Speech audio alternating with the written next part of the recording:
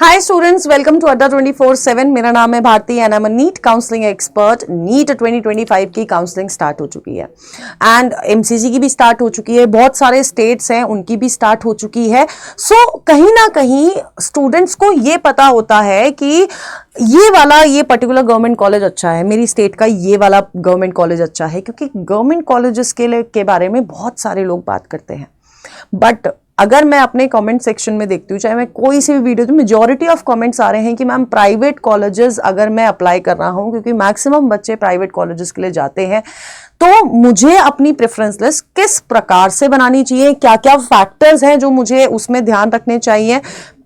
और अगर मैं प्रेफरेंस लिस्ट बना रहा हूं तो सिर्फ मैं क्या ऐसा करूं कि पहले एमबीबीएस भरूं, गवर्नमेंट भरूं, फिर प्राइवेट करूं, या फिर मुझे मिक्सचर में प्रेफरेंस लिस्ट बनानी चाहिए।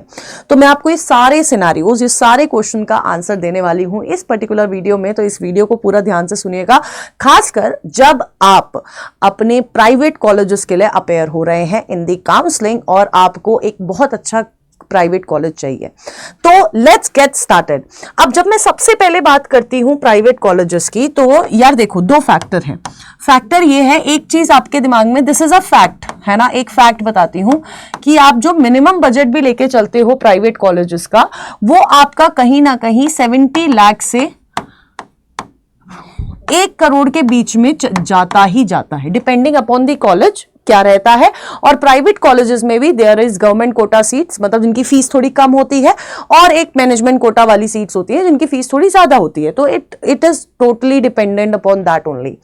अब अगर दिस इज अ फैक्ट, ठीक है, अब सबसे पहले जो आपको प्रेफरेंस लिस्ट बनाते हुए काम करना है, वो करना है कि आपको अपना बजट सेट करना है ना। आपको अपना बजट सेट करना है, बजट सेट करना है जिसमें आपको अपना पूरा कॉलेज की फीस इंक्लूडिंग हिडन चार्जेस, ठीक है, प्लस आपको ध्यान रखना है किस चीज के बारे में, आपका हॉस्टल फीस, है ना, और तीसरी चीज लिविंग एक्सपेंस। इन सबको जोड़ के किस कॉलेज का कितना एक्सपेंस बन रहा है वो आप देखेंगे, फिर क्या वो आपके बजट में आ रहा है वो देखेंगे। अब मान के चलो कि आपने ये देखा और आपने फिर कुछ 10 कॉलेजेस फाइनलाइज करे, ठीक है। अब ये 10 कॉलेजेस जरूरी नहीं है आपके ही स्टेट के कॉलेजेस हो, तो ये हो गए, कुछ हो गए ओन स्टेट कॉलेजेस, तो आपको फीस में डिफरेंस मिल जाएगा। ये हो गए दूसरी स्टेट के कॉलेजेस, ठीक है, और तीसरे हो गए हमारे डीम्ड यूनिवर्सिटी। तो मैं आपको बता देती हूं, क्योंकि ये भी बहुत ज्यादा कंफ्यूजिंग होती है, बच्चों को कंफ्यूजन रहती है। ये जो ओन स्टेट कॉलेजेस है, इसके लिए आपको अपनी स्टेट की काउंसलिंग में रजिस्टर करना पड़ेगा अलग से। दूसरे किसी स्टेट के लिए जो ओपन स्टेट है, जैसे कि यूपी है ना, बिहार है, अगर आप इन सब के लिए रजिस्टर कर रहे हैं, इन स्टेट्स के प्राइवेट कॉलेजेस के लिए जा रहे हैं, तो आपको इस स्टेट की पर्टिकुलर काउंसलिंग के लिए भी रजिस्टर करना पड़ेगा। और सिक्योरिटी अमाउंट भी आपको दोनों में भरना पड़ेगा, मैं आपको पहले ही बता रही हूं। देन आपका डीम्ड आता है, डीम्ड के लिए आपको एमसीसी के लिए रजिस्टर करना पड़ेगा और सिक्योरिटी अमाउंट अलग से भरना पड़ेगा, ठीक है। अब ये तीनों केसेस आपके बन सकते हैं, है ना। हो सकता है आप एक से ज्यादा स्टेट में पार्टिसिपेट कर रहे हो, तो आप ये ध्यान रखना कि ये जो आपका सिक्योरिटी अमाउंट है, सिक्योरिटी डिपॉजिट है, विच इज रिफंडेबल पार्ट, तो आप इसका ध्यान रखें। ध्यान कैसे रखना है, इसके ऊपर बैठना नहीं है ना, ऐसा नहीं है इसको देखते रहोगे, ऐसा नहीं करना है। बट राउंड 2, राउंड 3 के जो रूल्स होते हैं, रिजाइन नहीं कर सकते, छोड़ नहीं कर सकते, फ्री एग्जिट नहीं कर सकते, इन सब चीजों पे ध्यान देना है, नहीं तो आपकी सिक्योरिटी डिपॉजिट फॉरफिट हो जाएगी। बहुत clearly I am telling you this, ठीक है। ये हो गया। अब आपको क्या देखना है, अब आपने कुछ 10 कॉलेजेस जो फाइनलाइज करे हैं, अब आपको उनकी प्रेफरेंस लिस्ट बनानी है। प्रेफरेंस लिस्ट किस बेसिस पे, देखो, सबसे इंपॉर्टेंट जो चीज आएगी प्राइवेट कॉलेजेस के लिए, वो आएगा बेटा जी उसका एस्टैब्लिश्ड ईयर। सबसे इंपॉर्टेंट, सबसे ज्यादा इंपॉर्टेंट एस्टैब्लिश्ड ईयर कैसा है। सेकंड आएगा कि एसोसिएटेड हॉस्पिटल जो है वो कैसा है, कैसा एज इन बहुत आलीशान, ये सब नहीं देखना है, वो आपका बिल्कुल लास्ट की प्रायोरिटी रहती है। तो एसोसिएटेड हॉस्पिटल कौन सा है, ठीक है। तीसरी चीज आएगी कि पेशेंट लोड कैसा है। अब आप बोलोगे मैम मेरे को कैसे पता चलेगा पेशेंट लोड के बारे में, तो बेटा मैं बताऊंगी ना। देख, तुझे उधर की हर एक कॉलेजेस की जो साइट होती है उस पे उसकी नंबर ऑफ ओपीडी लिखी होती है, नंबर ऑफ आईपीडीज लिखी होती है, नंबर ऑफ बेड्स जो प्रोवाइड करते हैं वो लिखा होता है। अगर इनका नंबर ज्यादा है, मान के चलो ओपीडी आईपीडी का नंबर कुछ 700 800 या 1000 से ऊपर है, तो दे आर वेरी, मतलब उनके पास बहुत अच्छा पेशेंट लोड है, मैं आपको बताती हूँ। ठीक है, आप इसके अलावा आपको क्या करना है, गूगल पे सर्च करके देखना है कि यार पेशेंट लोड कितना है, लेकिन आपको मेजर लाइक इस पे करना है, इस वाले डेटा पे। फिर आपको पता चल जाएगा पेशेंट लोड कितना है। पेशेंट लोड अच्छा है तो that college is good to go. ठीक है, क्योंकि आपके बजट वाले कॉलेजेस आपने पहले ही छांट लिए हैं। अब तीसरी चीज अगर मैं बात करती हूं, तीसरी होगी हमारी पेशेंट लोड हो गया, पहला हो गया हमारा एसोसिएटेड हॉस्पिटल, और चौथा फर्स्ट हो गया हमारा, सबसे पहला हो गया हमारा एस्टैब्लिश्ड ईयर। अब जो तीसरी चीज है, मतलब फोर्थ चीज है, दैट इज क्या उस कॉलेज में पीजी अवेलेबल है। ठीक है, ठीक है क्या, और फिफ्थ चीज पता है क्या है, फिफ्थ चीज ये है कि ये जो आपका प्राइवेट कॉलेज है, इनफैक्ट ये आपका फोर्थ चीज होनी चाहिए और ये आपकी फिफ्थ चीज होनी चाहिए, है ना। अब आपको ना ऐसी स्टेट देखनी है, अब आपको एक ऐसी स्टेट देखनी है, देखो मैं आपको पर्टिकुलरली बताती हूं। For example private college is in which state. क्यों ये बोल रही हूं, क्योंकि बेटा जी हर स्टेट का अपना पीजी कोटा होता है ना। कुछ मतलब जो पीजी कोटा आपको वहीं उसी स्टेट में मिलता है जहां पर आप एमबीबीएस करते हैं। तो अगर आप प्राइवेट जा रहे हो, इतने सारे पैसे आप लगा रहे हो, इतना ज्यादा बजट आप खर्च कर रहे हो, तो आप एक ऐसी स्टेट चूज करिए जहां का पीजी कोटा अच्छा हो। और पीजी कोटा पे एक डिटेल्ड वीडियो आपको बहुत जल्दी कल या परसों में मिल जाएगी। पीजी कोटा के ऊपर डिपेंड करना चाहिए कि आप कौन सा प्राइवेट कॉलेज ले रहे हैं। फिर आपको पीजी अवेलेबल, उस पर्टिकुलर कॉलेज में पीजी अवेलेबल है या नहीं, और फिर लास्ट कहीं आता है बेटा जी कि आपका पीजी अवेलेबल है या नहीं, और लास्ट कहीं आता है कि इंफ्रास्ट्रक्चर कैसा है। अब इंफ्रास्ट्रक्चर में भी आपको बिल्डिंग नहीं देखनी है, पहले इंफ्रास्ट्रक्चर में भी सबसे पहले आपको ये देखना है कि क्या क्या टेक्नोलॉजीज का यूज किया जा रहा है।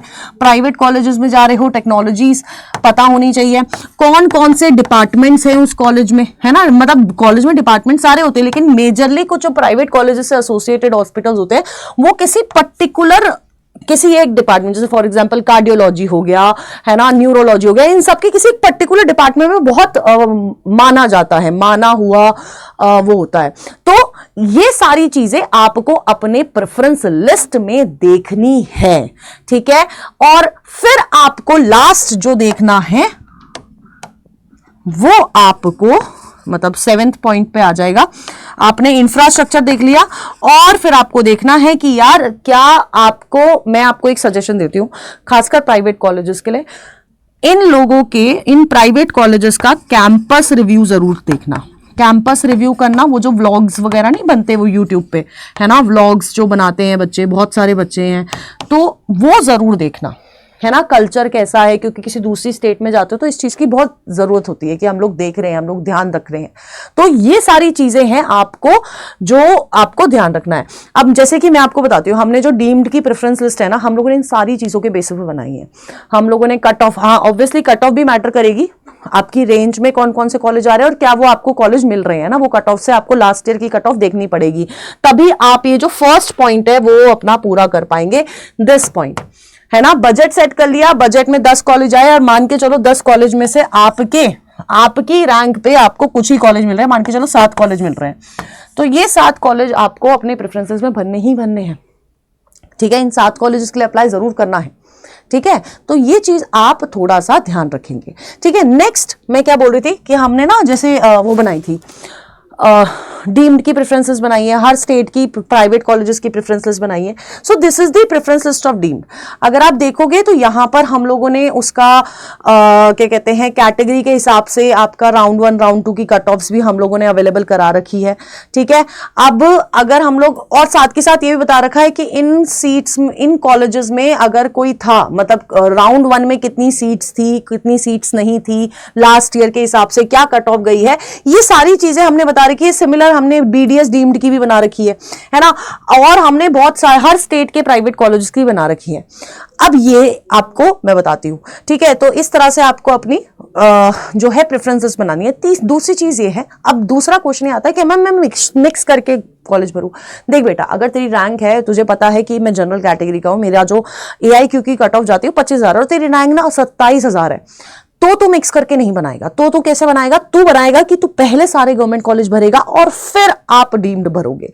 लेकिन आपको पता है कि यार मेरे ना चांस है ही नहीं, है ना, तो आप सिर्फ अपने डीम्ड यूनिवर्सिटीज भरो ऑल इंडिया कोटा में। अपनी स्टेट में मान के चलो थोड़े बहुत चांस दिख रहे हैं, तो उस केस में आप सबसे पहले MBBS भरोगे।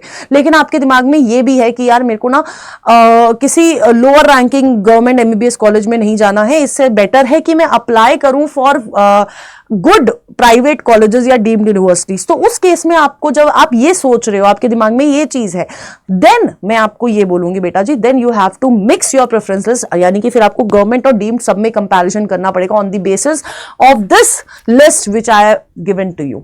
ठीक है, तो इन सब चीजों का ध्यान रखिएगा। And for all the notification please join this Telegram channel और इस चैनल पे एक्टिव रहिए, सबसे ज्यादा जरूरी ये है। एंड वन मोर थिंग, अभी भी अगर काउंसलिंग में प्रॉब्लम आ रही है ना बेटा जी, और नहीं समझ आ रहा बेटा, सारी प्रेफरेंस लिस्ट आर रेडी, है ना। मैं आपको 2 में दिखा चुकी हूँ यहाँ पर, MBBS BDS बहुत सारी स्टेट्स की हमारी रेडी भी हैं, है ना। काउंसलर्स आपको मिलेंगे, तो आप 1 या 1 प्रो काउंसलिंग वाला जो बैच है आप एनरोल कर सकते हैं इसमें by using the code ZBBS। ठीक है, चैट बॉक्स में आपका लिंक दिया गया है। एंड डेली बेसिस पे जूम सेशंस भी हो रहे हैं बेटा जी, ठीक है। और वो जूम सेशन अभी जैसे मैं यहाँ रिकॉर्ड कर रही हूँ, तो हमारी जो मैम है सरोज मैम, वो जूम सेशन ले रही हैं, ठीक है। तो जूम सेशन डेली बेसिस पे हो रहे हैं, एक भी दिन मिस आउट नहीं हो रहा है, तो प्लीज जल्दी से ज्वाइन कर लो अभी तक नहीं ज्वाइन किया, क्योंकि this counselling is going to decide your career, because आपका कॉलेज आपका करियर बहुत अच्छे से डिसाइड करता है। ठीक है, so all the best guys, stay tuned on doctors Adda. Till then tata bye bye, take care and all the best.